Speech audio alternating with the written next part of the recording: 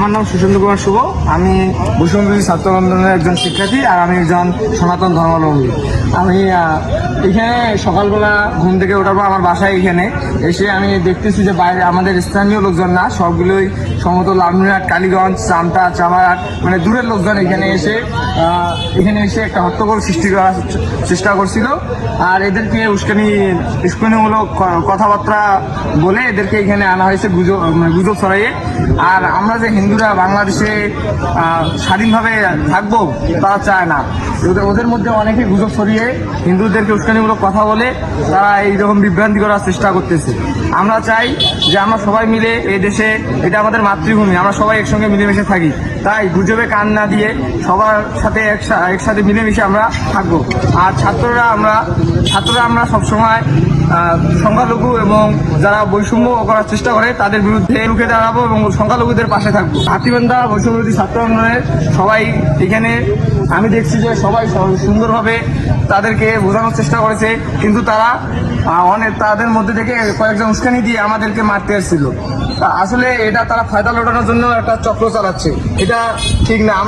আমি হিন্দুদেরকে বলবো, আপনারা এইসব গুজবে কান না দিয়ে আপনার বাড়িতে যান এবং স্বাভাবিকভাবে জীবনযাপন করুন। এর দেশ আমাদের সকলের, তাই এখানে কোনো বৈষম্য চলবে না, আর আমরা শিক্ষার্থীরা এটা হতে দেবো না। আমরা বৈষম্য বিরোধী ছাত্র আন্দোলন হাতীবান্ধার তরফ থেকে এসেছি। এখানে একটি গুজব রটানো হয়েছিল যে হিন্দু সম্প্রদায়ের উপর অনেক টর্চার করা হচ্ছে, তাদের উপর ধ্বংসযজ্ঞ চালা হচ্ছে, তাদের বাসাঘরে আগুন দেওয়া হচ্ছে, মন্দিরে আগুন দেওয়া হচ্ছে। এই গুজবের ভিত্তিতে তারা বাংলাদেশ ত্যাগ করে তারা ভারতে আশ্রয় নেওয়ার জন্য কিছু কুরুচি চক্র এখানে গুজবটা ছড়ার মাধ্যমে এখানে একটি বিশৃঙ্খলা সৃষ্টি হয়েছে। আমরা বৈষম্য বিরোধী ছাত্র আন্দোলন শিক্ষার্থীরা সবসময় আমরা সাধারণ জনগণ এবং সংখ্যালঘুদের পাশে ছিলাম, দুর্নীতির বিরুদ্ধে কথা বলেছিলাম এবং আজীবন কথা বলবো ইনশাআল্লাহ। এবং আমরা সবসময় সংখ্যালঘুদের পাশে থাকবো। এবং আরও বলতে চাই যে আজকে আমরা এখানে প্রতিরোধ করতে এসেছিলাম, কিন্তু এখানে একটি বিশৃঙ্খলা সৃষ্টি হয়েছে।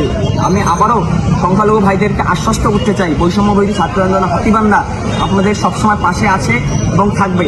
আপনাদের কোনো সমস্যা হলে আমাদের সাথে অবশ্যই যোগাযোগ করবেন।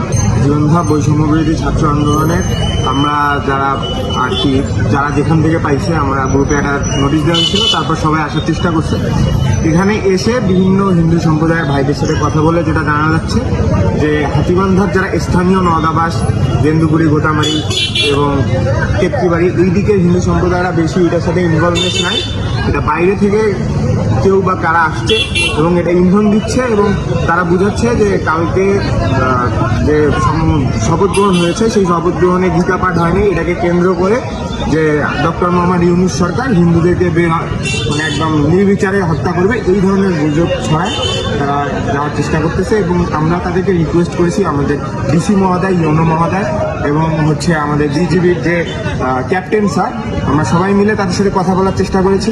আমাদের যে হিন্দু বৌদ্ধ সমন্বয়ক যে একজন ছিল আমাদের হাতীবান্ধার যে হিন্দু বৌদ্ধ সমন্বয়ক লালমিনহাট জেলা, উনি কথা বলার চেষ্টা করেছে এবং এভাবে আমরা তাদেরকে অনেকক্ষণ চেষ্টা করেছি কেন তারা বুঝে এবং ফিরে আসে।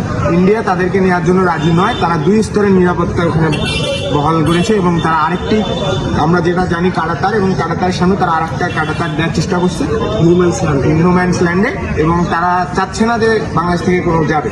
আর আমরা তাদেরকে খুব বোঝানোর চেষ্টা করেছি, নিয়ে আসার চেষ্টা করেছি। এখন পরিস্থিতি সবাই টিওনো, ডিসি এবং এসপি এবং আমাদের যে বিজেপির ক্যাপ্টেন সিও, তারা সবাই চলে গেছে এবং আস্তে আস্তে যারা এখানে ছিল সবাই চলে যাচ্ছে। পরিস্থিতি আপাতত স্বাভাবিক। এটাই আমাদের বৈষম্য বিরোধী ছাত্র আন্দোলন হাতীবান্ধার সকল ভাইদের প্রতি এটা আমাদের আপডেট।